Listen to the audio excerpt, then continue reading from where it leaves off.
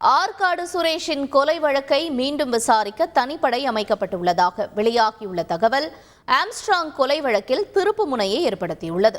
பகுஜன் சமாஜ் மாநில தலைவர் ஆம்ஸ்ட்ராங் வழக்கில் ஆற்காடு சுரேஷின் தம்பி பொன்னை பாலு உள்ளிட்டோர் கைது செய்யப்பட்டனர். விசாரணையில் ஆற்காடு சுரேஷ் கொலைக்கு பழிக்கு பழி வாங்கவே ஆம்ஸ்ட்ராங்கை கொலை செய்ததாக வாக்குமூலம் அளித்துள்ளதாகவும் கூறப்படுகிறது.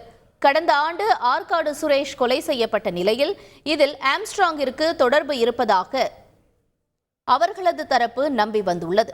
ஆனால் போலீஸ் விசாரணையில் இதுபோன்ற எந்த தகவலும் வெளியாகவில்லை. ஆம்ஸ்ட்ராங் வழக்கு விசாரணை தீவிரமடைந்துள்ள நிலையில் கைதானவர்கள் அளித்த வாக்குமூலத்தின் அடிப்படையில் ஆற்காடு சுரேஷின் கொலை வழக்கை மீண்டும் விசாரிக்க தனிப்படை அமைக்கப்பட்டுள்ளதாக தகவல்கள் வெளியாகியுள்ளன.